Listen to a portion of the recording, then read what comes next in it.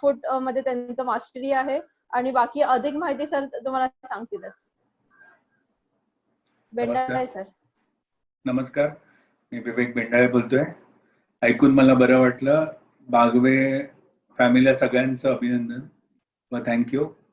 व सगळ्यांनी आपल्याला थोडा वेळ दिला प्रत्येक आपल्या कामामधून. माझा आवाज येतोय बरोबर?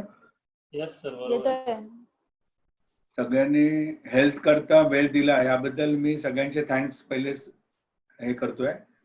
आणि चांगल्या वेगवेगळ्या फील्डमधले लोक असल्या कारणाने हेल्थ कशी ठेवावी आणि हेल्थकडे कसं लक्ष द्यावं. आता तुम्ही सगळ्या चांगल्या चांगल्या फील्डमध्ये काम करत आहात, पण स्वतःकडे लक्ष कधी द्यायला पाहिजे ह्याबद्दल मी थोडी माहिती तुम्हाला देणार आहे. कारण आम्ही काय करतो की आम्ही सोशल नेटवर्किंग हे ते बाकी भरपूर प्रमाणामध्ये पुढे पुढे पुढे जात चाललेलो असतो, परंतु त्याच्या पाठोपाठ स्वतःच्या तब्येतीकडे लक्ष नसतं, कारण आपल्याकडे वेळच नसतो. तर माझं सर्वात महत्वाचं हे आहे प्रत्येकाला की तुम्ही पहिली स्वतःची तब्येत कशी सुधारवता येईल ते बघा. कारण मी आता बघितलं की काही पार्लर किंवा ब्युटीच्या ह्याच्यामधल्या फील्डमधले आहेत, काही मुलांच्या फील्डमधले आहेत, काही इन्शुरन्स फील्डमधले आहेत, काही मेडिकल फील्डला सप्लाय करणारे आहेत, काही ॲनिमेशन वाले आहेत. आता ॲनिमेशन वाले पण बसून बसून त्यांचे सगळं बॉडी स्ट्रक्चर पूर्ण चेंज झालेलं असतं आणि त्यांना स्पाईनचे भरपूर त्रास वाढलेले असतात. टेलिफोन ऑपरेटर्स असतात, रिसेप्शनिस्ट असतात, त्या सारख्या फोनवरती बोलताना त्यांच्या कानावरती डोक्यावरती परिणाम झालेले असतात. तर हे सगळे प्रकार आमच्या कामामधून होत असतात आणि त्याच्याकडे आमचं दुर्लक्ष असतं. आणि आम्ही आमच्या यंग वयामध्ये अगदी दटून काम करतो, 18-18 तास काम करण्याची तयारी असते, परंतु ज्या वेळेला आपल्याला ऍक्च्युअली सुख उपभोगायचं असतं त्यावेळेला आमची तब्येत पूर्णपणे ढासळलेली असते. आणि मला त्याच्यावरती जास्त करून फोकस करून सांगायचं आहे की आपल्या सगळ्या उद्योजकांना की तुम्ही सर्वात महत्वाचं आहे की तुमची पहिली हेल्थ स्वतःची कशी असेल ह्याच्याकडे लक्ष द्या. आता आम्ही नेहमी म्हणतो की आम्ही फिट आहोत, पण आम्ही फिट म्हणजे काय की आमच्या मेंटली याच्यामध्ये आम्ही सांगतो की आम्ही फिट आहोत. पण जर मी बघितलं की माझा फोटो आरशामध्ये जर उभा राहून बघितलं तर माझं बॉडी स्ट्रक्चर कसं दिसतंय ते तुम्हाला आरसाच दाखवणार की बॉडी स्ट्रक्चर कसं आहे, अलाइनमेंट बॉडीची प्रॉपर आहे का, कुठे घसरलेली आहे का, कुठे चेहऱ्याचा भाग खाली आलाय का वरती गेलाय. कारण ब्युटी कशामध्ये आहे की स्वतःच्या बॉडीवरती ब्युटी दिसते, तुमच्या कामाचं स्किल दिसतं. आज तुम्ही भरपूर काम केलं आणि जर तुमची बॉडी अलाइनमेंट प्रॉपर नसेल तर तुम्ही घरी गेल्यानंतर एकदम चिडचिड करणार, म्हणजे मग घरचं वातावरण गरम असणार. का तर आपण बाहेर काही बोलू शकत नाही, मग घरी गेल्यानंतर ते सगळं काढणार. परंतु जर तुमची बॉडी अलाइनमेंट प्रॉपर असेल तर तुम्हाला कुठलाही त्रास होणार नाही आणि तुम्ही तंदुरुस्त असाल, म्हणजे घरी गेल्यानंतर त्यांच्याशी पण फाईट करायला तयार असाल किंवा की तुमची हेल्थ चांगली असेल तर ह्याच्याकरता तर मी थोड्या काही ठराविक गोष्टीवरती तुमचं लक्ष वेधणार आहे. की पहिला म्हणजे खाणं, की खाण्यामध्ये आपण जे रेग्युलर जेवतो त्याच्यात काही गोष्टी अशा आहेत की ज्या आपल्याला हार्मफुल आहेत. हार्मफुल म्हणजे काय की समजा तुम्हाला आता डायबिटीज सुरू झाला तर आम्ही काय म्हणतो बॉर्डरला डायबिटीज आम्ही थोड्याशा गोळ्या सुरू केल्यात आणि मेडिकेशन आहे, काही प्रॉब्लेम नाही, आता मी मेंटेन मध्ये आहे. तर तो मेंटेन हा शब्द नको. माझ्या ह्याच्यामध्ये असं आहे की तुम्ही गोळ्या घेताच कामा नये. फर्स्ट, जरी डायबिटीज तुमचा 150 आला 160 आला तर तो काही डायबिटीज नाहीये, तो तुमच्या स्ट्रेस लेवल वाढल्यामुळे झालेला आहे. म्हणून तुम्ही लगेच मेडिकेशनला जायची गरज नाहीये. कारण डायबिटीस किंवा ह्या सगळ्या ज्या गोळ्या आहेत बीपीच्या, थायरॉइडच्या, ह्या सगळ्या गोळ्या स्ट्रेस लेवलमुळे तुमच्या वाढत जातात आणि तुमच्या लक्षात येत नाही. फक्त तुम्ही रिपोर्ट काढतात दर 3 महिन्याला आणि चेक करतात, नाही माझं नॉर्मल आहे. अरे पण तुझं गोळ्याचं प्रमाण वाढलं म्हणजे तुझं कुठेतरी गेन होत आहे आणि त्याच्यामुळे तो वाढतोय. तर माझं असं हे आहे सांगणं सगळ्यांना की तुम्ही तुमच्या हेल्थकडे जास्तीत जास्त लक्ष जर दिलं तर तुमची कामाची एफिशियन्सी 4 पटीने वाढते. कारण काय होतं की आम्ही ज्या वेळेला बघतो पेशंटकडे, मी तर नेहमी पेशंटला एकच सांगतो की पहिले त्यांची हिस्ट्री ऐकतो आणि जेव्हा ते माझ्याकडे एंट्री करतात त्यावेळेला मी त्यांची बॉडीची अलाइनमेंट बघतो पहिली.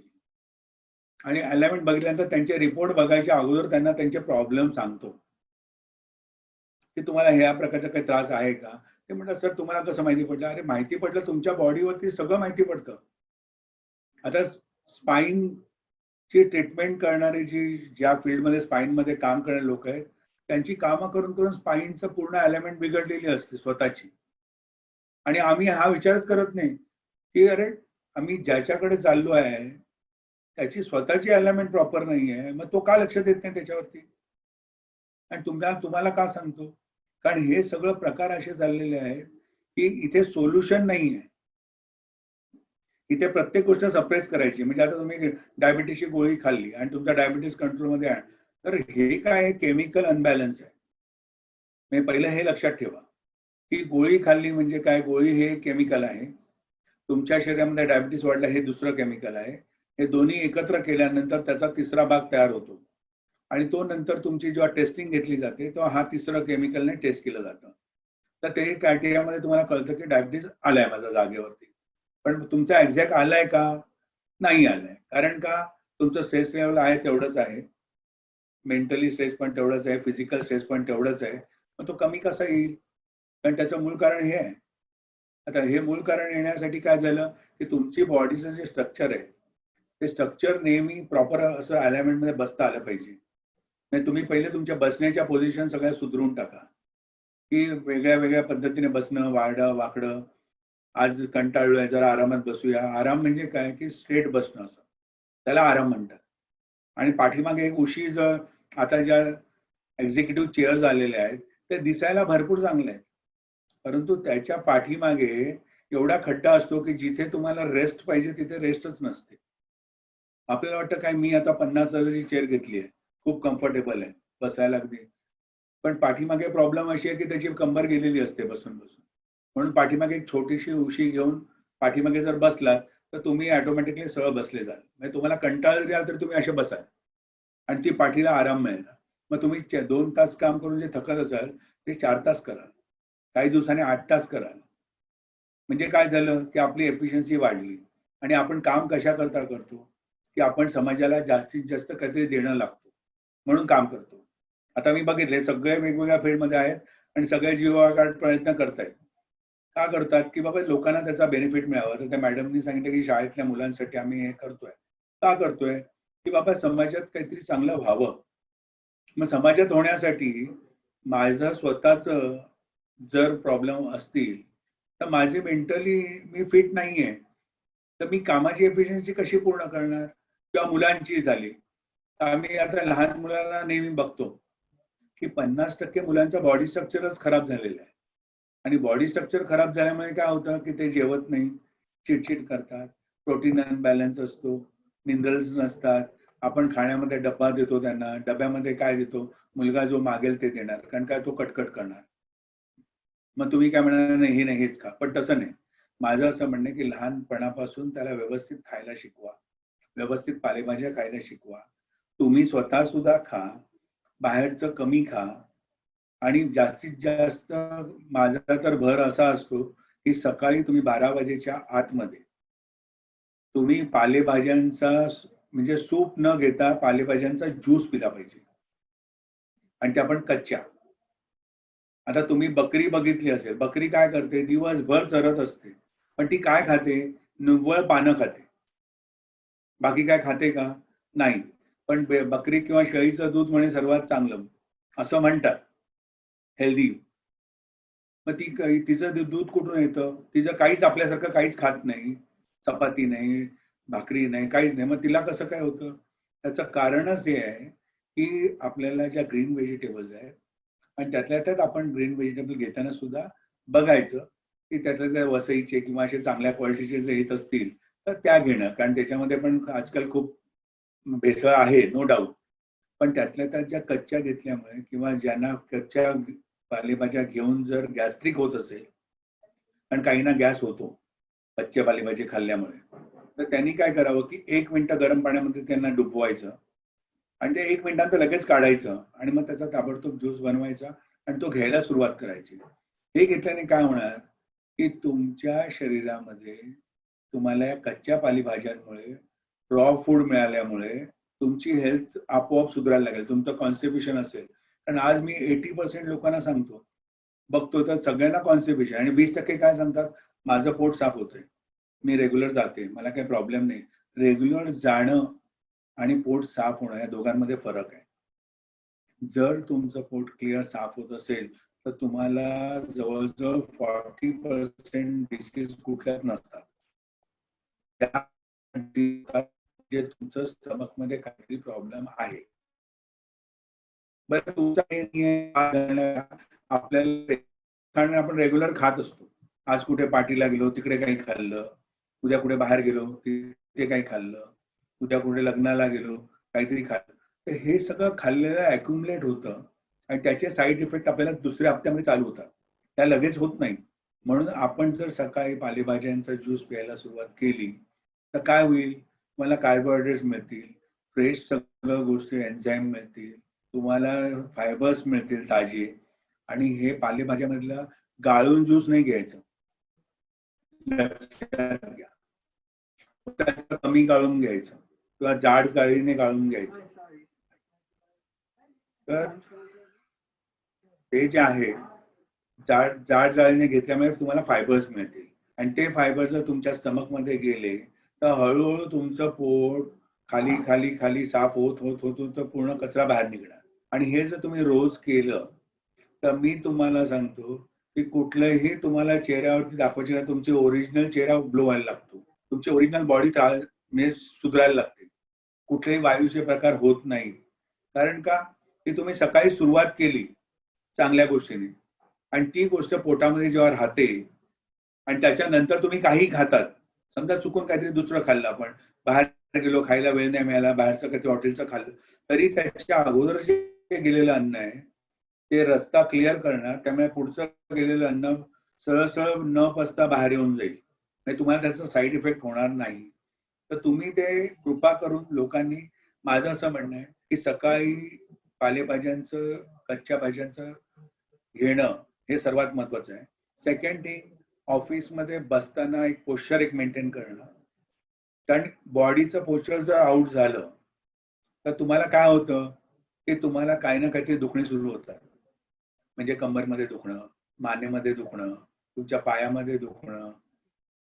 आणि आता मी तुम्हाला काही पिक्चर्स दाखवीन की त्या पिक्चरमध्ये तुम्ही बघाल की एक बॉडीची अलाइनमेंट बिघडल्यानंतर कुठे कुठे त्याचा इफेक्ट होतो. म्हणजे लक्षात येईल तुम्हाला की मला असं वाटतं की अँकलमध्ये दुखा. आता मी 90% लोकांच्या सर्जरी नी साठी सांगतात डॉक्टर. का सांगतात की त्यांचा पहिला अँकल खराब झालेला असतो आणि त्या अँकलकडे त्यांचं लक्ष नसतं मेन म्हणजे. आणि मी काही फोटो आता तुम्हाला दाखवीन आणि त्याप्रमाणे समजून सांगेन तुम्हाला की कसा प्रकार होतो. हे मुलांमध्ये सुद्धा होतो आणि मोठ्यांमध्ये सुद्धा होतो. तर थोडक्यात तुम्ही बघा की कशी अलाइनमेंट शिफ्ट होते आपली. हे फोटो दाखव. आता काही स्लाइड्स फक्त वाचून घ्या, तुम्हाला कळेल.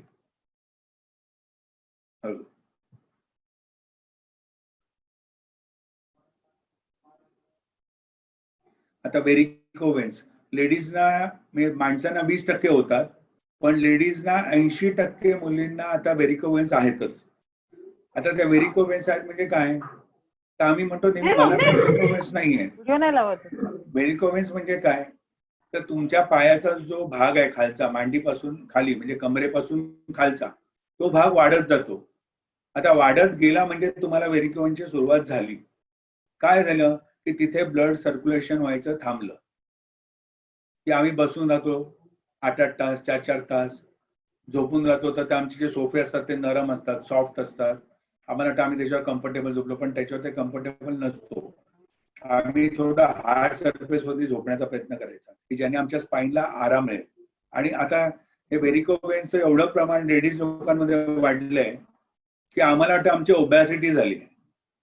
प्रत्येक मुलींना काय वाटतं की आता मला तब्येत म्हणजे मग ती डाएट प्लॅनिंग करायला लागते. आता डाएटचा आणि ह्या वाढण्याचा काहीही संबंध नाहीये, हे लक्षात घ्या.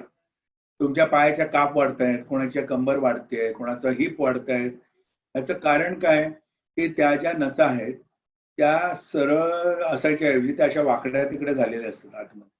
आणि जिथे जागा मिळेल तिकडे ते वाढत जातं, एक्सपांड होत जातं आणि तुमचा शेप चेंज होत जातो. आता तो शेप चेंज झाल्यामुळे काय होतं की तुम्हाला वाटतं माझी ओबॅसिटी झाली, मला आता काय खाण्यामध्ये कंट्रोल केला पाहिजे. आता तुम्ही खाण्यामध्ये जर कंट्रोल केला तर काय होणार की तुम्हाला जे मिनरल्स विटॅमिन्स पाहिजे ते कमी पडणार. दुसरी गोष्ट काय होतं की जे रक्त साखळलेलं आहे तिथे जे अशुद्ध रक्त आहे तर तिथल्या ज्या पेशी आहेत त्या तुम्ही खाल्लेलं जे आहे ते सगळं ते खातील, तुम्हाला काही मिळणार नाही आणि त्या एक्सपांड होतील आणि तिकडे ती बाजू वाढत जाणार. तर आता 80% मुलींमध्ये तुम्ही बघा की 14व्या वर्षापासून एक तर मेन्सी सायकल मागे पुढे होते, पीसीओडी तयार होते, त्याच्यानंतर त्यांच्या कमरेमध्ये दुखायला लागतं, काहींचे हिप वाढले जातात, इतक्या म्हणजे विचित्र प्रमाणात वाढत जातात आणि आम्ही फक्त फूडवरती कंट्रोल करतो.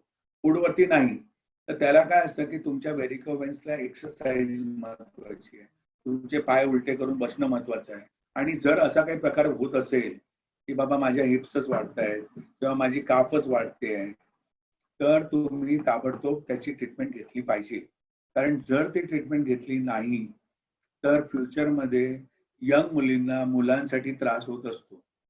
लग्न झाल्यानंतर त्यांना मुलं होण्यासाठी कष्ट पडतात आणि मग ते जाऊन गायनोकॉलॉजिस्टला दाखवतात आणि मग गायनोकॉलॉजिस्ट एक एक एक एक एक हा गायनोकॉलॉजिस्ट तो गायनोकॉलॉजिस्ट तो गायनो पण मुलं होत नाही. कारण का की तिच्या कमरेमध्ये व्हेरिकोव्हेन सगळ्या अक्युमुलेट होऊन तो पूर्ण जाम झालेला आहे भाग, त्यामुळे ते होऊ शकत नाही.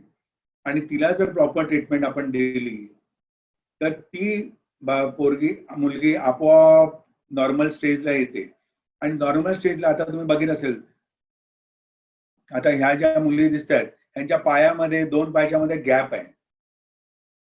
ही गॅप असणं इम्पॉर्टंट आहे, म्हणजे तुम्ही फिट आहात, म्हणजे तुम्हाला व्हेरिकोव्हेन्स नाहीये जास्त करून. आणि ती गॅप जशी जशी कमी होणार तसं तसं तुमचा प्रॉब्लेम सुरू होतो. ते बाजूच्या स्लाइडमध्ये मुलीचं पोश्चर बघा तुम्ही, यंग मुलगी आहे, पोश्चर कसं असलं पाहिजे आणि कसं झालंय. आता ह्या ज्या पोश्चर जो तिचा बेंड झालेला आहे तो तिला वरच्या भागामध्ये म्हणजे अप्पर साईडला सगळे प्रॉब्लेम चालू होतात. मग मायग्रेन सुरू होऊ शकतो, तिला कफ सुरू होऊ शकतो, तिला झोप येऊ शकत नाही, ती चिडचिड करू शकते, तिच्या चेहऱ्यावरती काळपटपणा येऊ शकतो, ती स्ट्रेसफुल वाटते. आता तिला इन्सोमिनिया म्हणजे रात्री बेचैनी असणार. बरं कुठलंही काम करायला गेल्यानंतर असं वाटेल की भरपूर काहीतरी काम आहे मला आणि मी काय करू आता. म्हणजे काम असेल कमी कारण तिचं मॅनेजमेंट करण्याची कपॅसिटी नसते ब्रेनला. आता ही निव्वळ कशामुळे झाली की ही जी जागा आहे ही डोक्याची ती पुढे गेली. पुढे गेल्यामुळे काय झालं की तुमची जी सेंटर ऑफ ग्रॅव्हिटी म्हणतात त्याला की वरतून ह्या मेंदूपासून ते खालपर्यंत हा प्रॉपर स्ट्रेट अलाइनमेंट मध्ये जेव्हा असाल तर तुम्हाला कुठलाही रोग लागत नाही, तुमचे सगळे चक्र व्यवस्थित व्हायला लागतात, तुम्ही सुदृढ होतात, प्लस तुम्हाला कुठलंही म्हणजे चेहऱ्यावरती किंवा काही लावण्याची गरज नाही, कारण ते आपोआपच चेहरा फुलला जातो आणि एकदम स्किन ग्लो होते. आणि माझी तशी तुम्ही बघाल की त्या बाजूच्या स्लाइड मधली जी मुलगी आहे ती कशी दिसते आणि समोरची कशी दिसते. म्हणजे आपण सगळं चांगलं आहे पण काय झालं फक्त अलाइनमेंट बिघडली आणि ती अलाइनमेंट ताबडतोब रिकलेक्ट केली पाहिजे. जर ती जास्त प्रमाणात वाढली तर तुम्ही क्रॉनिक डिसीजला जाल. आता वरचा भाग झाल्यानंतर ह्याच्यामध्ये 10 डॉक्टरांचे संबंध येतात. इन्सोमिनियासाठी वेगळा डॉक्टर, सर्व्हायकलसाठी दुसरा डॉक्टर, समोर चेहऱ्यावरती प्रॉब्लेम सुरू झाल्यामुळे तिसरा डॉक्टर, काळवंडल्यामुळे. तर ह्या सगळ्या गोष्टी कफ व्हायला लागला की तुम्हाला श्वासाला त्रास होतो. मग तुम्हाला हार्टचा डॉक्टर, कारण तुम्ही म्हणता मला दम लागतो जरा जास्त काम केलं तर. ह्याचं कारण काय की हा वरचा भाग झाला क्रॉस आणि तो जेव्हा सरळ होईल तसा तुमच्या शरीरामधलं टोटल कफ खाली जायला लागेल आणि तुमची वरतून घेण्याची एनर्जी असते ती प्रॉपर एनर्जी घेतली जाईल. सूर्यापासून जी आपण एनर्जी घेतो आणि त्याच्यावरती आमचा स्टॅमिना असतो. आम्ही खाल्ल्यामुळे स्टॅमिना नसतो. तुम्ही चांगलं जरी खाल्लं तरी जर ही एनर्जी जर कमी मिळाली तर तुमच्यामध्ये काही अर्थ नाहीये. म्हणून नॅचरल तुम्ही स्वतः असे उभे राहून प्रॉपर बघा आरशामध्ये आणि 3 डिग्रीमध्ये म्हणजे उभं आडवा जसं मी बाजूच्या स्लाइडमध्ये दाखवलंय असे स्वतःचे फोटो काढायचे आणि बघायचं की मला काय त्रास आहे, आणि तो जर तुम्ही बघितला तर तुमच्या लक्षात येईल की मला काय. आणि जसं मी आता सांगितलं की वरचा भाग जर आऊट झाला की तुम्हाला हे वरच्या डोक्यावरच्या पासून सगळे त्रास सुरू, मायग्रेन हे ते वगैरे. आणि जर खालची अलाइनमेंट बिघडली तर पायाची, आता मी तुम्हाला दाखवतो फोटो की आता हे बघा हे सगळे कसे स्ट्रक्चर झाले की ही, हा फोटो दाखवतो तुम्हाला.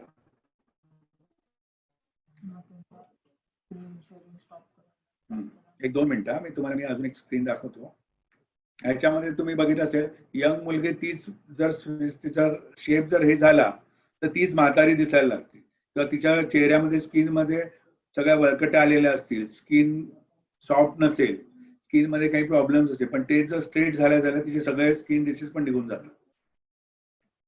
आता एक स्लाइड मी तुम्हाला दाखवतो.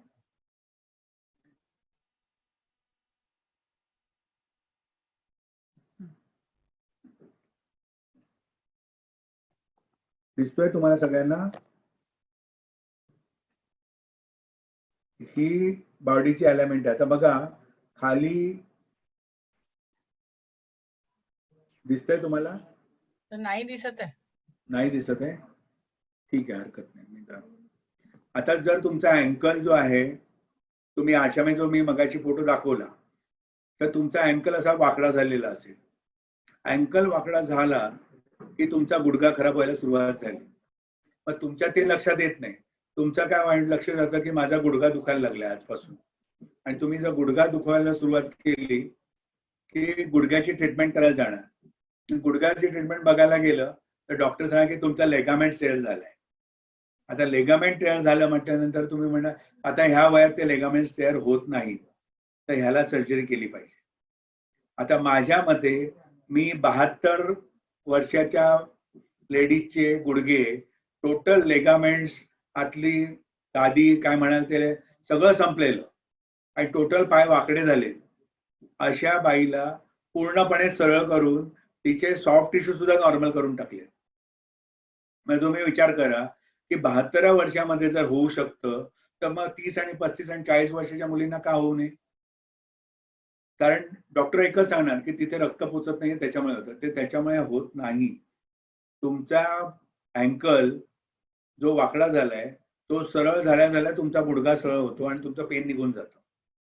पण गुडघ्याकडे लक्ष फक्त केंद्रित असतं, अँकलकडे नसतं. तर आता तुम्ही ह्याच्या पुढे लक्षात ठेवा, नेहमी तुमच्या ज्या चप्पल्स असतात त्या चप्पल जर एका साईडला घासायला लागली की समजून जायचं की माझा अँकल गडबड करायला लागलेला आहे. तो प्रॉपर मला अलाय करून घेतला पाहिजे, किंवा मग तो मी त्याप्रमाणे एक्सरसाइज केल्या पाहिजे. आता युट्यूब वरती पण भरपूर एक्सरसाइज तुम्हाला बघायला मिळतात, असं काही जरुरी नाही आहे. तुम्हाला ते ट्रीटमेंट घेतली पाहिजे, कारण फ्युचरला तुम्हाला नंतर तो नुसता अँकल, तो गुडघा बाद करू शकतो, हिप जॉईंट बाद करू शकतो आणि मानेला पण त्रास होऊ शकतो. म्हणजे सुरुवात झाली कुठून आणि तुम्ही गेलात कुठे, निष्काळजीपणा केली तर. बरं, दुसरी गोष्ट, अँकलकडे लक्ष दिलं नाही आणि तुम्ही आपली एक्सरसाइज करतायत की बाबा काय होणार आहे की तुम्ही वरची एक्सरसाइज करतायत, अँकलला काहीच करत नाही. म्हणून अँकल पहिला केला.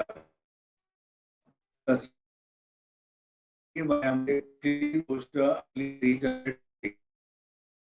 हे मी बघितलं.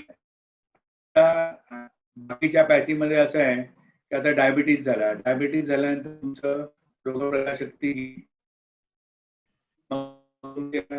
मध्ये न्यूरोपॅथी सुरू झाली, अनेक प्रकार सुरू झाले आणि तुमच्या पायाचा रंग चेंज होत चालला. मग डॉक्टर म्हणतो आता हे काय होऊ शकत नाही. म्हणजे काय की आता तुम्हाला डायबिटीज झाला आणि तुम्ही डायबिटीज कंट्रोलमध्ये करा आणि ह्या स्किनला काही करता येणार नाही आपल्याला. आणि मग तो मनुष्य तसाच बिचारा 2 वर्ष, 3 वर्ष, 4 वर्ष त्रास काढत होतो आणि मग हळूहळू त्याच्या पायाला सेन्सेशन जायला लागतो, त्याचा कंट्रोल जातो. आता कंट्रोल केल्यानंतर माणूस काय करतो की डॉक्टरकडे जातो, अरे बाबा मला आता चालता येत नाहीये, मी व्यवस्थित आहे, हेल्दी दिसतोय, पण माझा कंट्रोल जातोय. आता कंट्रोल कशामुळे गेला की डायबिटीसमुळे तुम्हाला न्यूरोपॅथी झाली आहे आणि न्यूरोपॅथी पायाची ज्या खालच्या चेतासंस्था आहेत त्या वीक झाल्या आहेत, त्यामुळे तुम्हाला पायाला ग्रीप मिळत नाहीये आणि तुम्ही जातात न्यूरोसर्जनकडे, कारण तुम्हाला अर्थो पाठवून देणार न्यूरोसर्जनकडे. आणि न्यूरोसर्जनकडे गेल्यानंतर न्यूरो काय करणार, तुमचं ब्रेन स्कॅनिंग करा, तुमचं ते करा, हे करा, आणि तुम्हाला वाटायला लागतं अरे बाप रे, आता माझं काहीतरी गडबड दिसते. आणि मग तुम्ही तो MRI रिपोर्ट काढतात, त्याच्यामध्ये काय रिपोर्ट मध्ये दिसत नाही, मग काय प्रॉब्लेम झाला नाही, म्हणजे न्यूरोपॅथी झाली तुम्हाला, डायबेटिक. आता मग नंतर फिरता फिरता त्या पायाचा रंग हळूहळू काळा होतो, तुमची स्किन वीक होते, आणि तुमचा पाय पुढे जाऊन तो गँग्रीन मध्ये किंवा अँप्युटेशनला. मी सरांकडे आय थिंक 1-1.5 हफ्ते से जा रही हूँ एंड मुझे स्पाइन का प्रॉब्लम पिछले 30 साल से है. स्पाइन का सर्जरी भी हुआ है, बट ना मैं बैठ पाती थी ना लेट पाती थी, तो काफी स्पैज्म रहता था पूरे स्पाइन में, और सर्वाइकल का भी प्रॉब्लम है मेरे को, स्पॉन्डिलाइटिस का. तो जब फर्स्ट सिटिंग में ही उन्होंने जो भी ट्रीटमेंट दिया बैक पे, मुझे पूरे दिन बिल्कुल भी पेन नहीं था, और अभी 1.5 हफ्ते के बाद काफी फर्क, मतलब नहीं तो मेरा यहाँ पे सब ना, आई वाज एक्चुअली आज अभी जब मीटिंग चालू था तब मैं देख रही थी, ये पार्ट ना मेरा हमेशा फुगा हुआ रहता था. I can see that difference, ही अभी ऐसा फ्लैट हो गया है. सो जो शरीर का जो एक सूजन आ जाता है because of pain and spasm जो है, वो पूरा अभी निकल गया है मेरा. So experience has been amazing. दर्द नामक चीज ऐसा, painless days is a dream come true मेरे लिए. So it has been really worth. And sir एकदम सिंपल चीजें देते हैं, जो दवाई भी बोलते हैं ना, जो भी देते हैं वो हार्डली दवाई, मतलब दवाई ऐसा रहता नहीं है, बट एक सपोर्ट सिस्टम समझो. अभी बैक का प्रॉब्लम है एंड पेट साफ नहीं हुआ, कुछ नहीं, बाकी डॉक्टर्स लोग जो दवाइयां देती है 150-200 रुपए की रहते हैं, सर बोलते 20 रुपए की दवाई ले लो, बस हो गए. It's as simple as that. तो वो भी मतलब जो सपोर्ट सिस्टम करके है, और घर में ही इतनी सारी चीजें हैं अपनी जो हम यूज करके ना अपना सिस्टम एकदम क्लियर रख सकते हैं. एंड जो सपोर्ट लगता है, जैसे सर बोल रहे थे कि फ्रेश पत्तों का जूस पीना चाहिए वगैरह, सब जो ये पत्ते रहते हैं हम उसको सब्जी में, उसमें तेल ना, कांदा लहसुन ये वो डाल के, वो बोलते हैं ऐसे ही पी लो, तुम ऐसे ही खा low. So there are so many things. अपने किचन में मुझे अभी हर चीज में कुछ ना कुछ दवाई दिखता है. So it has been like amazing experience. Okay, great. Thank you, madam. Thank you. Sir आलेले आहेत रिटर्न. आपण आता क्वेश्चन आन्सर करूया. सो मगाच्याच ऑर्डर मध्ये आपण पुन्हा चालू करूया. रुपाली मॅडम, तुमच्यापासून सुरुवात करूया आपण. सर काय प्रश्न असतील तर आपण सुरू करूया. येस सर, व्हेरिकोवेन बद्दल आपण बोलला होता. हो. तर हा प्रॉब्लेम खूप असतो, पण त्याचा हृदयाशी संबंध आहे असं म्हटलं जातं की ते रक्त पुरवठा होत नाही म्हणून. हो, आणि बरोबर. माझ्या आईसाठी मी खूप वेळा बघितलं होतं, अँड शी इज ऑल्सो 75, आणि तिला पण ते पायाचं फार हे आहे. आणि आता तिला असं वाटतं की मी खाणं, ती खूप ट्रॅव्हल केलेली बाई आहे आणि तिला असं वाटतं मला काहीच करता येत नाहीये. सो बरोबर. म्हणून तुम्ही 75 वर्षात, मी नंतर तुमच्याशी ते बोलेन. पण व्हेरिकोवेन आणि हा नक्की जो मगाशी मला खूप ऐकू कमी आलं, तर त्याच्यात तुम्ही काही सांगू शकाल का? हा, बोलतो ना. आणि ऐकायला तुम्ही येतंय म्हणाला माझा त्याप्रमाणे आवाज? बरोबर आहे, ओबेसिटी, व्हेरिकोवेन, हृदयाचा संबंध, मग ते प्रेशर, असं सगळं म्हटलं जातं. तर I would like to take बरोबर. Some guidance. बरोबर आहे. ऐकायला येतंय माझा आवाज आता तुम्हाला? हो हो. हा, काय तो नेटवर्क प्रॉब्लेम झाला त्याच्यामुळे जरा हे झालं. अच्छा, व्हेरिकोवेन्समुळे आता तुम्हाला मी सांगतो. व्हेरिकोवेन्समुळे काय होतं की तुमच्या शरीरामधला कमरेपासून खालच्या भागामध्ये रक्तसंचार व्हायला लागतो आणि तो वरती पोचत नाही. बरोबर आहे? मग तुमच्या हार्टवरती प्रेशर येतं, लक्षात घ्या. आणि ते खाली साचलेलं रक्त वरती पोचू शकत नाही, आणि मग तो जो आपला हार्टचा पंप आहे त्याच्यावरती प्रेशर येतं आणि हार्ट डिसीज सुरू होतात. आणि तसा तो हार्टचा प्रॉब्लेम नसतो, कारण त्याला खालून रक्त मिळत नाहीये, तर तो काय करणार? जसं एखाद्या पंपाला खाली पाणी मिळत नाहीये आणि आम्ही आता 2D इको काढला. 2D इको काढल्यानंतर काय होतं की पुढच्या भागामधलं रक्त चेक केलं जातं की रक्त किती फेकतोय पंप, पण त्या पंपाला पाठवून रक्त मिळत नाहीये त्याची टेस्टिंग नसते. आणि आम्ही टेन्शन मध्ये येतो की आता आमच्या पेशंटला हार्टचा प्रॉब्लेम सुरू झाल्यामुळे त्याच्या गोळ्या सुरू होऊन जातात. मग त्याला ब्लड थिनर हे ते सगळं दिलं जातं. तर माझं असं म्हणणं आहे की व्हेरिकोवेन्स झाल्या आणि अशा प्रमाणात वाढल्या कारण ते पुढे अल्सरमध्ये पण कन्वर्ट होतं, मग परत तुम्हाला स्किन डिसीज सुरू होतात. तर तुम्ही त्या ट्रीटमेंट जर प्रॉपर केल्या व्हेरिकोवेनच्या, कारण मी त्याच्यामध्ये गव्हर्नमेंटमध्ये आता पॅटर्नलाच दिलेले ह्या ट्रीटमेंट्स, कारण इथे कुठेच नाही अशा ट्रीटमेंट्स. तर ह्याच्यामध्ये काय होतं की व्हेरिकोवेन्स हा जो सब्जेक्ट हा खूप मोठा सब्जेक्ट, पण मी थोडक्यात तुम्हाला सांगतो कारण तुमच्या आईला तर तो त्रास आहे. तर त्याचं कारण हे सांगतो की व्हेरिकोवेन्स म्हणजे आतमध्ये साखळलेलं रक्त आहे, ते जिथपर्यंत वरती जाणार नाही तिथपर्यंत ते बिचारी त्रासात असणार. तर तिला ते रक्त वरती पोहोचवण्याकरता आपल्याकडे अशा कुठल्याही ट्रीटमेंट नाही आहेत की ज्याच्याने ते वरती पोहोचवेल. आता व्हेरिकोवेन्सचा तुम्ही सर्जनकडे जरी गेलात तर तो तुम्हाला काय सांगेल की जी वेन ब्लॉक झाली आहे का किंवा जे प्रॉब्लेम झाले आहेत ते आम्ही काढून टाकू किंवा तिला लेझरने आम्ही जाळून टाकू. आता लेझरने जाळली तुम्ही किंवा तिला काढली तर सोल्युशन गेलं का तुमचं?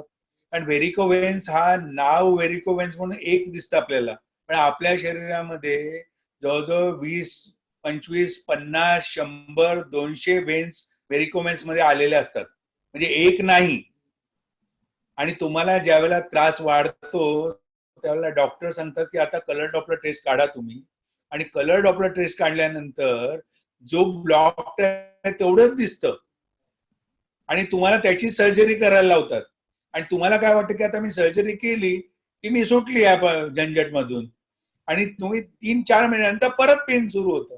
मग तुम्ही परत त्या डॉक्टरकडे, आणि माझ्याकडे असे 30 वेळा माणूस जाऊन सर्जरी करून आलेले आहेत, म्हणजे लेझर सर्जरी 30 वेळा. आणि ती हेल्दी बाई बारीक झाली कारण का सगळ्या नसाच पायातल्या जाऊन टाकल्यामुळे हायच काय आतमध्ये, आणि तिला बाहेर काय एक्सरसाइज करता येत नाही, तिला व्यायाम करता येत नाही, फिजिओ करता येत नाही. डॉक्टरने सांगितलं तुम्ही फिजिओ करा, दुसरं काय करू नका. अरे फिजिओ करण्यासाठी आतमध्ये नसांमध्ये ताकद असली पाहिजे ना. आता त्या जाळून टाकल्या आहेत, तर डॉक्टरचं तर काम झालं 30 सर्जरी झालं, त्याचे पैसे मिळाले. आता फिजिओवाला बिचारा मेहनत घेतोय, ही बाई अशी काय करते, दिसायला हेल्दी आहे, ऐकत काय नाही. घरचे काय म्हणतात, एवढी हेल्दी बाई आणि तुला काय बाहेर जायला प्रॉब्लेम येतो, का वॉकिंग करत नाही? म्हणजे हे आम्ही स्वतःच क्रिएट केलेले प्रॉब्लेम आणि स्वतःच भोगतो. आणि जेव्हा माझ्याकडे आल्यानंतर मी बघितलं, रे म्हटलं तुम्हाला डोकं खराब झालंय की तुमच्या 500 नर्व्स मध्ये प्रॉब्लेम आहे, तुम्ही 30 सर्जरी करून टाकल्या, तरी तुमच्या पायाची ताकद गेली आणि पुढे जर केले तुमची काय हाल होती. आणि देवाने आम्हाला ह्या वेन्स ज्या दिलेल्या आहेत त्या काय एक्स्ट्रा दिल्या आहेत का? ते तुम्ही आपल्या काढून टाकायच्या, कारण काय फरक पडत नाही, 2 काढून टाका. आणि आता तर सध्या एवढं मोठा प्रॉब्लेम सुरू झालाय तुम्हाला सांगतो की हॉस्पिटलच्या प्रत्येक हॉस्पिटलच्या इंटरनेटवरती येऊनच टाकलेली आहे किंमत की व्हेरिकोवेनची सर्जरी करण्यासाठी तुम्हाला लेझर सर्जरी करा, सकाळी या संध्याकाळी निघून जा. साधी सर्जरी करायची असेल तर 80,000 रुपये ऑर्डिनरी, जरा सेमी करायची असेल तर 1,20,000, त्याच्यापेक्षा चांगल्या हॉस्पिटलमध्ये की तुम्हाला 1.5 लाख रुपये. अरे पण ते 1.5 लाख रुपये तुम्ही घेऊन तुम्ही 2 वेन्स फक्त तुमच्या काढणार किंवा जाळणार, पुढचं काय? म्हणून मी सगळ्यांना अलर्ट करण्याचा प्रयत्न करतोय, आणि ह्या बागवे मॅडम किंवा ह्या आता जेवढे माझ्याकडे पेशंट आहेत मी सगळ्यांना जागृत करतोय, आणि पुढे आपल्याला भरपूर काही लोकांना दाखवायचे व्हिडिओज, कारण मला व्हेरिकोवेन वरती लोकांना समजवायचंय. कारण बिचाऱ्या लहान 13-14 वर्षाच्या मुलींपासून सुरू झालेलं आहे प्रमाण. आता तुम्ही बघा, आता आजपासून, आज माझं ऐकलं ना तुम्ही उद्यापासून बघायला सुरुवात करा, किती मुलींचे काफ वाढले आहेत, कोणाचे पाय वाढले आहेत, कोणाची कंबर वाढली आहे, आणि ती इतकी हिप वरती गेलेले आहेत की त्या हिपला एवढं प्रेशर आल्यामुळे तिला बॅक पेन एवढं होतं आणि ती बॅक पेनच्या गोळ्या खाते. आता मला सांगा, पायामध्ये साखळलेलं रक्त कमरेतून जाऊ शकत नाहीये आणि कंबर दुखतेय, आणि तुम्ही कंबर दुखण्याच्या गोळ्या घेताय, त्याचा आणि याचा काय संबंध आहे का? आणि तुमचं आयुष्य खराब होऊन जातं. आणि 20-30 वर्षाच्या मुली तर बिचाऱ्या एवढ्या त्रासलेल्या आहेत की त्यांना मुलंच होत नाहीत, आणि मग डॉक्टर वेगवेगळे प्रॉब्लेम की हिला सायकोथेरपिस्ट कडे न्यायला पाहिजे, हिचं डोकं चिडचिड करते, करते ते. अरे तिचा प्रॉब्लेम भलताच आहे आतमध्ये आणि तो त्रास देतोय तिला इंटरनली. तर ह्या सगळ्या गोष्टी तुमच्या लक्षात आल्या पाहिजेत. आणि म्हणून मी आज हेल्थसाठी पण त्यांना सांगितलं की म्हटलं मी थोड्या सब्जेक्ट वरती बोलणार, म्हणजे माणसं हुशार झाली पाहिजेत आणि आमच्या मुली, यंग मुलींना लक्षात आलं पाहिजे की बाबा रे, पुढे आता जसं तुमच्या आईला त्रास होता व्हेरिकोवेनचा आहे, आता तुम्हाला माहितीच असेल की काय त्रास होतो होतोय तिला आणि कशी तुम्ही तिला ट्रीट करू शकतायत आणि किती हाल होत आहेत तिचे. बरं, ह्याच्यामध्ये तुमच्या 5 फाईल झाल्या. हार्टसाठी पण एक झाली असणार, दम लागत असेल, तिचं मूड काम करायचं होत नसेल, हालचाल कमी झाली असणार, आणि हेच जर पुढे तसंच राहिलं तर तो पायाचा डिस्कलरेशन सुरू होतो आणि अल्सर मध्ये कन्वर्ट होतो. आणि अल्सर झाला की तिथे पस आला, हे आलं, ते आलं, म्हणजे तुम्ही हैराण झालात. बरं मला सांगा, तुम्हाला अल्सर झाला, अल्सरच्या डॉक्टर लोकांकडे ट्रीटमेंट चालू असतात. किती वर्ष? 10 वर्ष, 5 वर्ष. तो पाय वाढत चाललाय, मग ट्रीटमेंट कसली? कोणी विचारू शकत नाही. तुम्हाला ऑइंटमेंट, एवढे महागाचे ऑइंटमेंट दिले जातात, स्किन स्पेशालिस्ट कडे जावं लागतं. तुम्हाला वाटतं स्किन कडे गेलं होऊन जाईल, स्किन मध्ये प्रॉब्लेम नाहीये. तो तुमच्या व्हेन्स खराब झालेत आतमध्ये, त्याच्या आतमध्ये रक्त साकळलेलं आहे. ते रक्त जिथपर्यंत तिकडून निघणार नाही तिथपर्यंत तुमची स्किन प्रॉपर होणार नाही, हे ठाम आहे. पण नाही, म्हणजे विचार करा की आम्ही कुठे जातो आणि काय करतोय. तर मला हे करायचं की प्रत्येकाने जागृत व्हा आता स्वतः, की बाबा रे मला काय, किंवा तुमच्या मैत्रिणीला उद्या त्रास आहे, अरे बाबा तिला पटकन सांग. आता किती लेडीज माझ्याकडे येतात आणि नंतर सांगतात गुडघ्याला त्रास आहे. अरे मी म्हटलं, अरे तुला व्हेरिकोवेनचा त्रास सुरू झालाय, त्यामुळे तुला ऑस्टिओपोरोसिस, आर्थरायटिस, हे ते सगळे प्रॉब्लेम सुरू झालेत का? तर रक्त, अशुद्ध रक्त 30 to 40% रक्त जर तुमचं साकळून गेलंय आणि तुम्ही 60% रक्तावरती फिरताय आणि ज्या काही गोळ्या खाताय, औषधं खाताय, जरी खाल्ली तर ती जमा होत चाललंय. ते पहिलं त्याला पाठवा आणि त्याच्यावरती आपण काही ट्रीटमेंट्स करतो, त्याच्याने तुम्हाला ते रक्त परत पूर्वरत होतं आणि त्याच्या नसा आहेत. मी आता हिला बागवेंना सांगणार आहे की एक व्हेरिकोवेन्स वरती आपण एक सब्जेक्ट ठेवूया, की याच्यामध्ये सगळ्या लेडीज लोकांना मोस्टली बोलूया, की त्यांना ते कळलं पाहिजे की बाबा रे मला ही सुरुवात झाली आहे का, माझ्या मुलीला काही सुरुवात झाली आहे का. मग तिने जर ताबडतोब ट्रीटमेंट घेतली तर ती महिन्यात 2 महिन्यामध्ये एकदम फर्स्ट क्लास होऊन जाते. तर पुढचं आयुष्य तर सुधरून गेलं तिचं. आणि नाही तर तिची ती गाडी सुरू झाली गडबड व्हायला. आणि मुलं न होण्याबद्दलचं आणि व्हेरिकोवेनचा संबंध आहे हा कुठलाही डॉक्टर तुम्हाला सांगणार नाही. आणि अमेरिकेमध्ये काय करतात की त्याच्यामध्ये स्टेन टाकतात त्या फिलोपियन ट्यूब मध्ये आणि त्या वर्षापुरती ती कंझ्युम करते आणि नंतर परत दुसऱ्या वर्षी परत तिला प्रॉग होते. का की इकडनं सगळं बॉडी मध्ये प्रेशर येत आहे वरती, ते फिलोपियन ट्यूब ओपनच करायला देत नाही तुम्हाला. कशी ओपन? बाकी रिपोर्ट्स आहे तुमच्याकडे, पोस्ट येणार, गायनेक म्हणणार ठीक आहे माझ्याकडे, ह्याच्याकडे त्याच्याकडे प्रॉब्लेम. 4थ्या महिन्यामध्ये प्रेग्नंट होते मुली. विचार करा तुम्ही, त्या बिचारीला किती कष्ट झालेले आहेत. गायनेकडे जाणं म्हणजे काय सोपं नाही. काही ना काही प्रॉब्लेम सांगायला वाटतं, लेडीजच डॉक्टर पाहिजे, मग ती त्याच्यामुळे. आणि मग आम्हाला लोक काय करतात, ऍडवाइस देतात, तू बाबा ह्या डॉक्टरकडे जा, मला याच्यामध्ये फरक पडला, तू त्या डॉक्टरकडे जा, फरक पडला. डॉक्टरांचा दोष नाहीये. प्रॉब्लेम हा आहे की त्यांना ते लक्षात आलं पाहिजे. म्हणजे मी तर आता तुम्हाला सांगतो, माझ्या एक्सपिरियन्स मध्ये डॉक्टरांच्याच मिसेसला मुले नाही झाले म्हणून त्यांना व्हेरिकोवेनवरती दाखवले आहेत, ट्रीट केलेत आणि त्यांना मुलं झाली. हे विचार करा. आणि ते पण गायनेक. एक नामांकित डॉक्टरची आली होती माझ्याकडे आणि तिला मी म्हटलं, तुम्हाला व्हेरिकोवेन म्हणजे तुमचं म्हटलं किती काफ आणि हे वरचं वाढलंय, त्याच्यामुळे तुम्हाला होत नाहीये. अरे पण ते ओबॅसिटी झालं, मला आता कमी होतच नाही विवेक सर. म्हटलं हे सगळं होईल पण पेशन्स ठेवायला लागतील आता, कारण का तुम्ही आता भरपूर वाढल्यानंतर आले. तरी पण ती 2-3 महिने 4 महिन्यामध्ये ऑटोमॅटिकली प्रेग्नंट होते आणि विदाऊट काही मेडिसिन न घेता. आणि हे साखळलेलं जे रक्त आहे तुमचं पायाकडचं खालचं, ते जर तुमचं वरती गेलं तर तुमचा स्टॅमिना 3 पटीने वाढतो. तुम्ही विचार करा, काही न घेता, कुठलंही नाही, जे रेग्युलर जेवतात त्याच्यातच. तर ह्या गोष्टी तुम्ही थोड्या लक्षात घ्या आणि नेहमी अलर्ट राहा. मी जसं मगाशी एक स्लाइड दाखवली, त्या आपल्या पायामधला जो गॅप आहे, आपल्या पॅन्ट्स घासल्या जातात, फाटल्या जातात, आपण म्हणतो ओबॅसिटी, नाही, ते व्हेन्स वाढत चालल्यात. म्हणजे 1% मुलीचा प्रॉब्लेम असू शकतो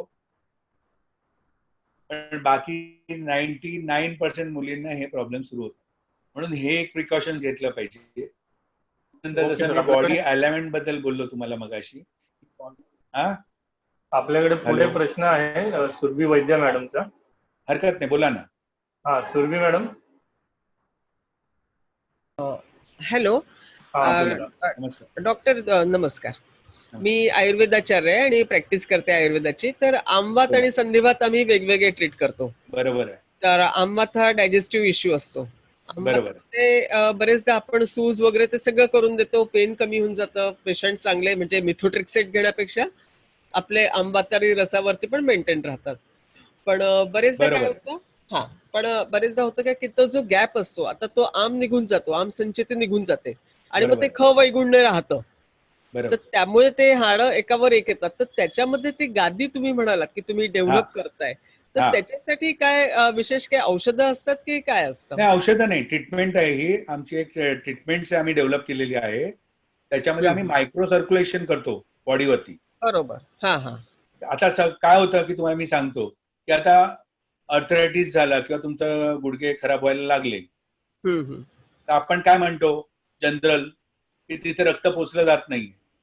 बरोबर. सम सॉर्ट ऑफ सिंक होऊन जातात तिकडच्या नसा, किंवा तिकडे वायू जातो आणि नंतर त्याचा वायूचा प्रकोप होऊन तिकडचं ते डॅमेज करून टाकतं कार्बन डायऑक्साईड गेल्यामुळे. बरोबर. आयुर्वेदामध्ये आपण असं म्हणतो. आम्ही काय करतो, आम्ही त्या गुडघ्यावरतीच किंवा त्या पायावरती आम्ही ट्रीटमेंट करतो, जेणेकरून त्या पायाचं जे ब्लड सर्क्युलेशन आहे ते वाढवतो. आणि ते वाढवल्यामुळे मी तुम्हाला मगाशी सांगितलं ना, मी आता हे आमचा इंटरनेटचा काही प्रॉब्लेम झालाय, तुम्हाला मी दाखवीन की 72 वर्षाच्या म्हातारीचे गुडघे टोटली नॉर्मल झालेले आहेत आणि विदाउट काही न घेता, काही सप्लिमेंटरी नाही, काही नाही. काय होतं सर्वात महत्वाचं की आमच्या शरीरामध्ये जे मायक्रो सर्क्युलेशन असतं ते वयामानानुसार हळूहळू वीक होत असतं. बरोबर. जसं लहान मुलांचं आपण बघितलं तर तो चुसफुस असतो आणि त्याचा ब्लडचा फ्लो पॉवरफुल असतो. बरोबर. आणि आपण एज वाढलं की आपला ब्लड फ्लो कमी होतो. आपल्याला काय वाटतं, आपण बीपी चेक करतो, बीपी नॉर्मल आहे, ठीक आहे, पण तुमच्या कमरेच्या खालचं जर तुम्ही प्रेशर चेक केलं तर ते खाली आलेलं असतं. आणि मी त्याच्यावरतीच अभ्यास केला आणि ते जर तुमचं बरोबर आणलं तर तुमचे 90% म्हणजे हार्ट प्रॉब्लेम पण निघून जातात आणि काही प्रॉब्लेम असतात तेही कमी होतात. तुम्हाला आता जसं तुम्ही म्हणता क्रॅम्प्स येतात मुलींना, लक्षात आलं की आयुर्वेदामध्ये आपण क्रॅम्प झाला तर आपण काय म्हणतो की स्टमक साफ झालं पाहिजे, सगळं त्याला बस्ती हे ते सगळं देतो. बरोबर आहे. हा झाला एक वायूचा प्रकार. बरोबर आहे. दुसरा जो प्रकार आहे तो हे पायामध्ये जे रक्त साखळलेलं आहे, अशुद्ध रक्त, ते कार्बन डायऑक्साईड फेकत असतं बाहेर. बरोबर. आणि त्याच्यामध्ये ऑक्सिजन घेण्याची कपॅसिटी नसते, कारण ते अशुद्ध रक्त आहे. बरोबर. ते ब्रीथ करू शकत नाही. मग ते काय करतं की आतमध्ये जनरेट करतं वायू आणि क्रॅम्प डेव्हलप होतात. आता मी काही पेशंट असे बघितले की त्याने एवढे क्रॅम्प की जरा हल्लं तरी क्रॅम्प येतो पायाला. गॅस आहे काही पेशंट. सगळे ट्रीटमेंट करून झालेले आहेत पण तो क्रॅम्प थांबतच नाही. आणि त्या पेशंटला आपण जर मायक्रो सर्क्युलेशन त्याचं पायाचं प्रॉपर केलं तर तो दुसऱ्या दिवसापासून सांगतो की मला क्रॅम्प कमी झाले. कारण का, तिकडचा जो भाग आहे तिथे फ्रेश ब्लड जेव्हा आपण कन्वर्ट करणार येणार ते आपोआपली तिकडे ते दबायला लागतं. कमरेचे मणके, आता आपण कमरेचा मणका घेतला, कमरेच्या मणक्यामध्ये आपण काय म्हणतो की ते गादी एकदा हे झाली की ती परत रिजनरेट होऊ शकत नाही. आपण आयुर्वेदात करतो प्रयत्न त्याला, परंतु जी एकदम डॅमेज झालेली आहे, जी एकदम म्हणजे त्रासात आलेले आहेत, बिलकुल हलवू शकत नाही एवढं पेन, असा मनुष्य सुद्धा ओरिजिनल सारखा बरा होऊ शकतो या मायक्रो सर्क्युलेशनमुळे. पण ह्याला काय की ह्याला कॉम्बिनेशन थेरपी म्हणतो आम्ही. म्हणजे नुसतं एकच थेरपी चालत नाही, ह्याला 2-3 कॉम्बिनेट करायला लागतात. आणि प्लस मी कॅरोपॅक्टरचं पण काम करतो, कपिंग करतो, कॅरोपॅक्टर्स करतो, बाकीच्या पण कॉम्बिनेशन. पण मेन काय असतं की तिथे रक्त पोचवणं, आणि तिथे रक्त पोचवणं मेन सब्जेक्ट काय की रक्त पोचवणं. बस तेवढं जर तुम्ही केलं तर तुम्हाला बाकीची काही गरज पडत नाही. आणि काय बोलायचं आहे? नाही, हॅलो. थँक्यू. दुसरं कोणाला Thank you, sir. प्रश्न असतील तर आपण घेऊया. Thank you madam. अच्छा सर, मला एक प्रश्न आहे.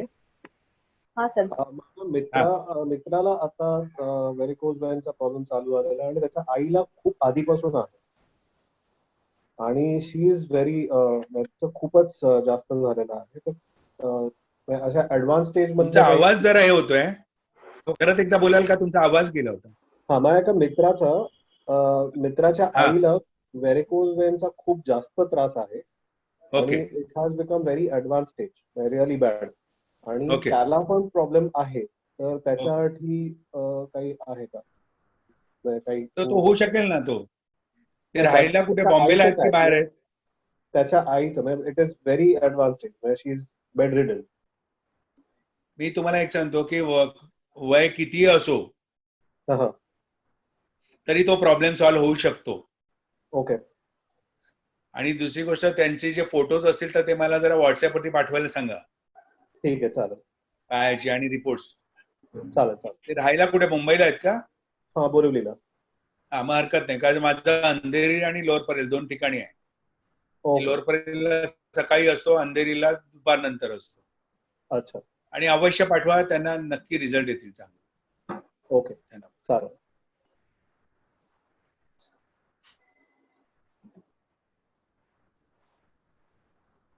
दुसरे कोणाला प्रश्न आहेत? वैभव सर, वैभव बागवे सर. हॅलो. हा सर, बोला. हा, माझा सर प्रश्न आहे की हे म्हणजे आपली जी ट्रीटमेंट आहे ही वजन कमी करण्यासाठी पण असते काय? आता वजन, आता बघा, लक्षात घ्या, ह्याच्यामध्ये वजन का वाढलं, मला तुमची सगळी हिस्ट्री घ्यावी लागेल. पहिलं तुमचं कसं होतं बॉडी स्ट्रक्चर आणि आता काय आहे आणि वर्किंग काय आहे, लक्षात आलं? कारण हो, सर. वजन सुद्धा कमी होऊ शकतं, बॉडी फिट होऊ शकते. म्हणजे आता तुम्हाला मी एक सांगतो, उदाहरण सांगतो की आपल्या एक नामांकित हॉलिवूडचे फिटनेस ट्रेनर्स होते, हे 4 वर्षापासून रुमॅटॉइड आर्थरायटिस होऊन त्यांची पूर्ण बॉडी हे झाली होती आणि स्टिरॉइड खाऊन ते वाढत होती. आणि त्याच्यानंतर जर्मनीला जाऊन ते ट्रीटमेंट करायचे 3 वर्ष लागोपाठ, दर 3 महिन्याला जाऊन.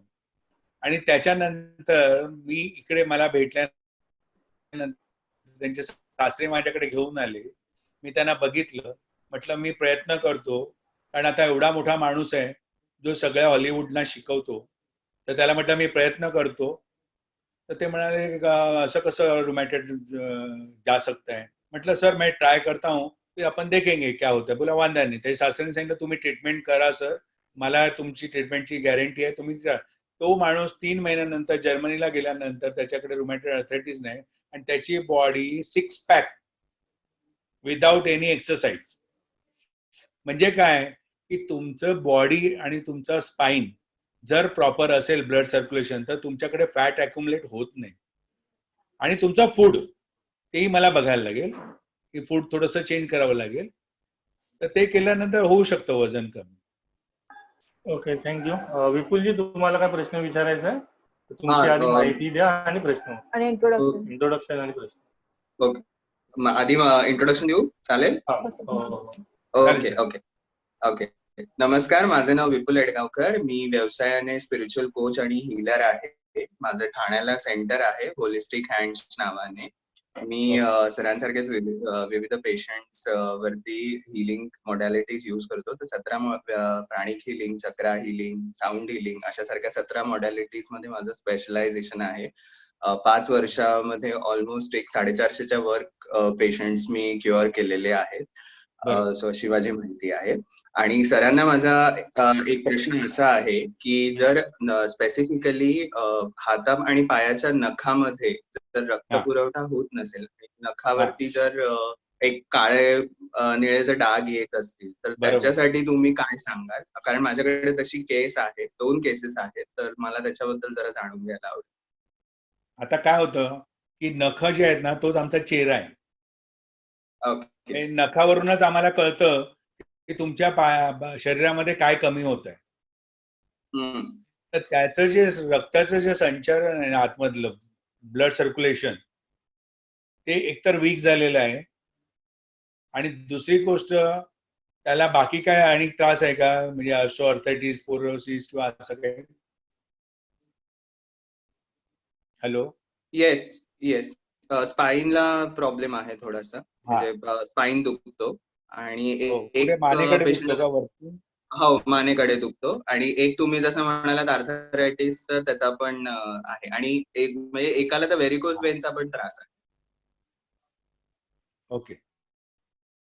या आता काय होतं की हे जे स्पायनल कॉर्ड जे आहे ना आपलं, हा सर्वात महत्वाचा भाग आहे, लक्षात घ्या. आता तुम्ही मेडिटेशन मध्ये आहात, मी जेव्हा तुम्ही मेडिटेशन करायला लावतात किंवा शिकवतात, जर तुम्ही एखाद्या माणसाला, आता मेडिटेशन म्हणजे काय, तुमच्या माइंड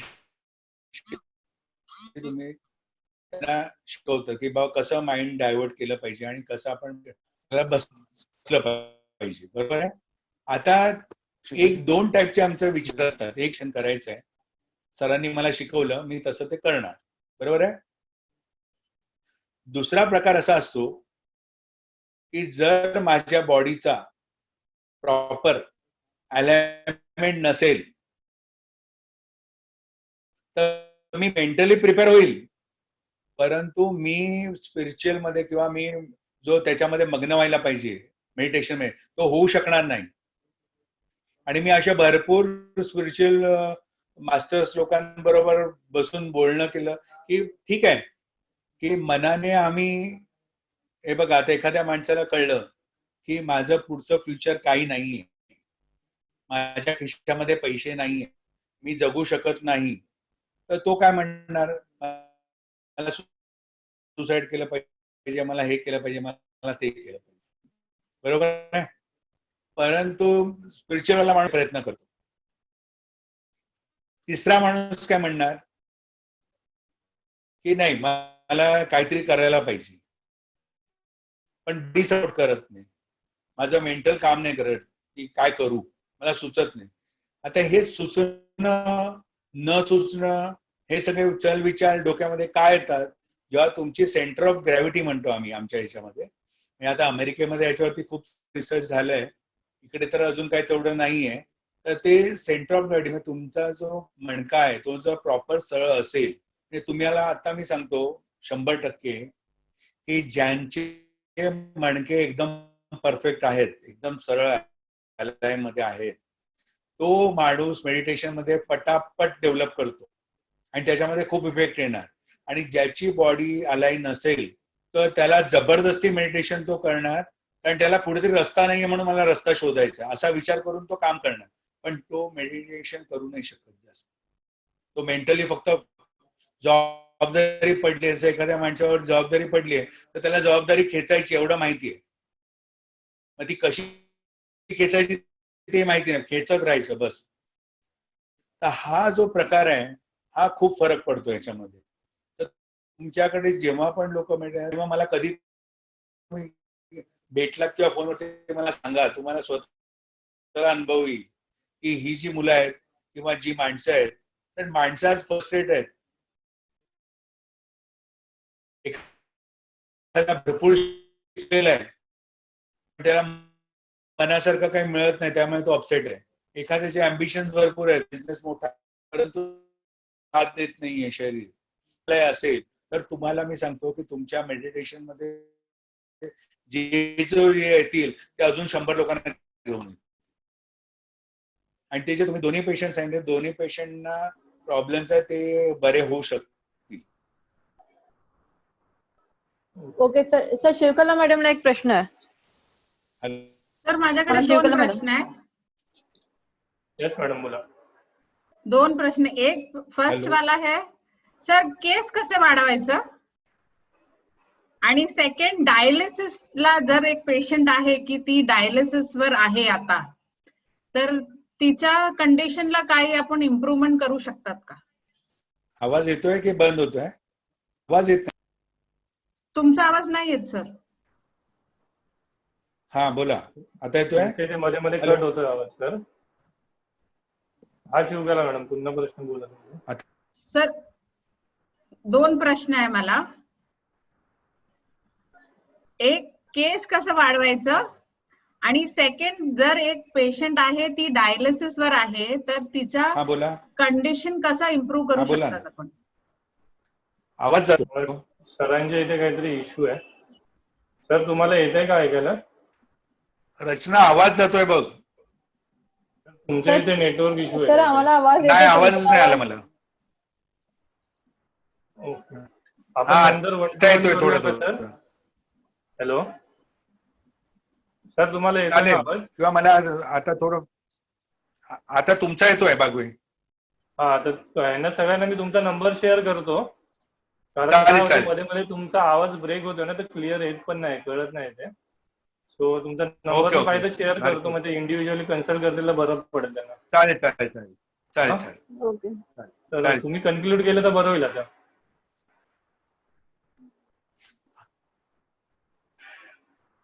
अच्छा, आता काही महत्वाचे टिप्स 3 प्रकार मी सांगितले. आता डायबिटिक, येतोय आवाज? तुमच्या मध्ये मध्ये ब्रेक होतोय. तुम्ही काही महत्वाचे टिप्स द्या आता, मग आपण कन्क्लूड करू तुमच्या याच्यावर. मी फक्त डायबिटीस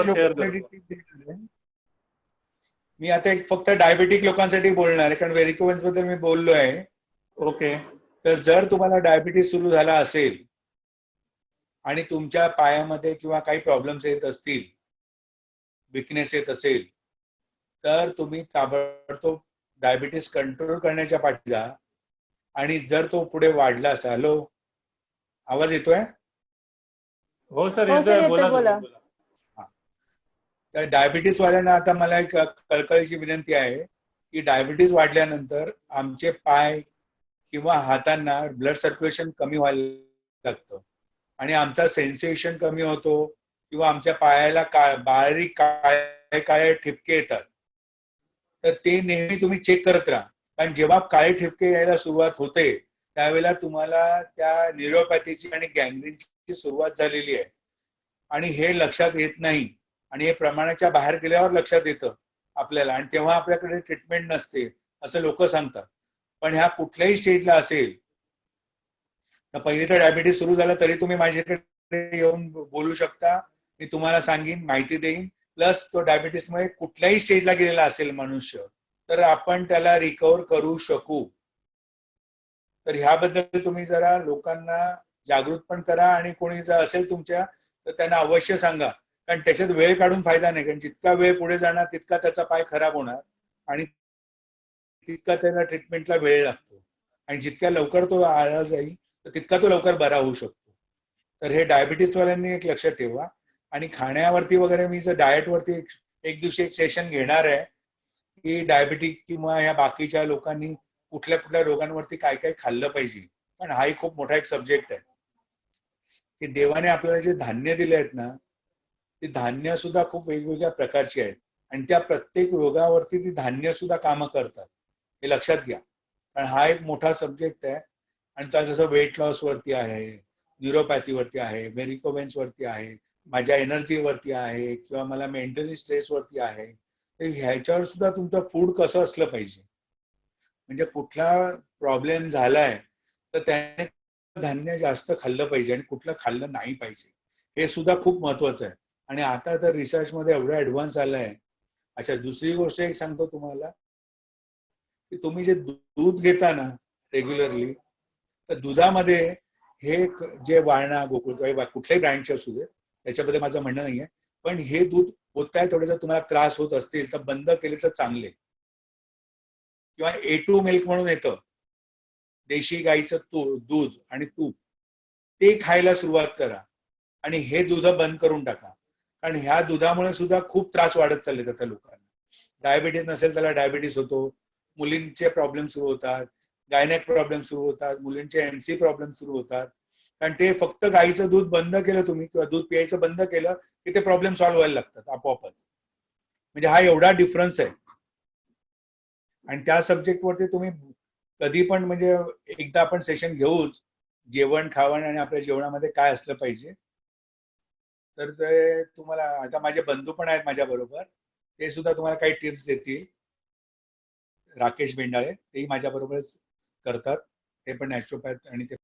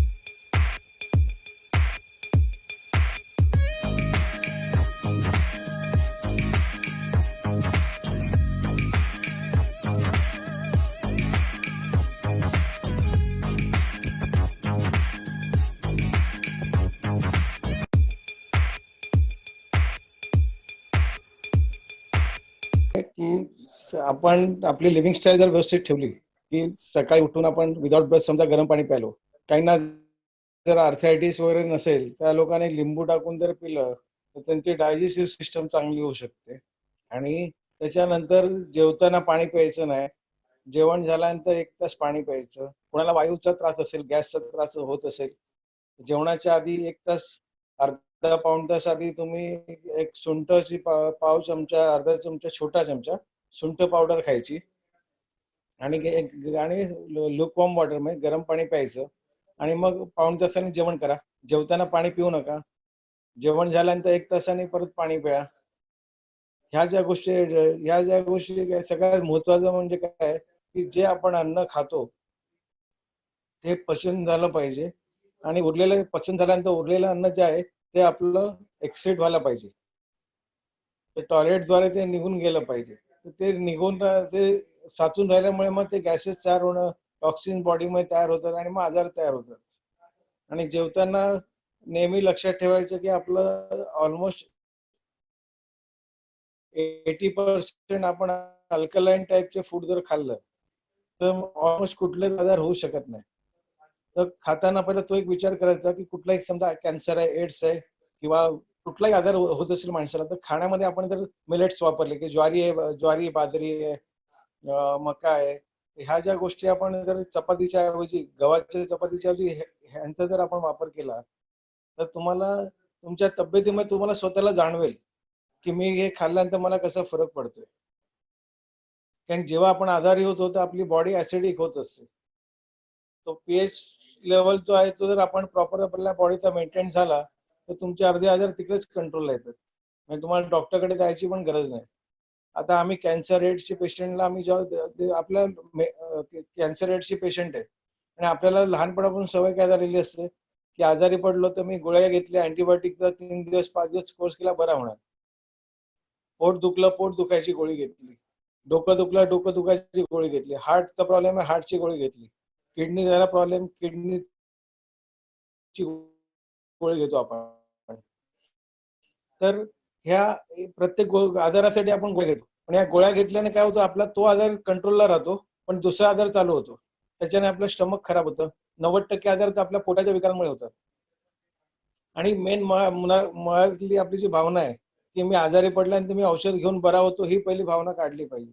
माझं म्हणणं असं आहे की माणसाने जेवण जर आपण योग्य तो आहार घेतला, अल्कलाईन फूड व्यवस्थित घेतलं तर आपल्याला आजारच होणार नाही. आणि विदाउट एनी सिंगल मेडिसिन, फक्त रोज प्राणायाम आणि ह्या ज्या औषध अल्कलाईन फूड घेतलं तर तुम्हाला काही घ्यायची गरज नाही. प्रॉपर जेवण केल्यानंतर, डायजेशन प्रॉपर झाल्यानंतर ते एक्सेट झालं प्रॉपर, संडासद्वारे लघवीद्वारे पूर्ण निघून टॉक्सिन निघून गेले तर तुम्ही फ्रेश वाटतं आणि तुम्हाला काम करायला ऊर्जा पण होईल.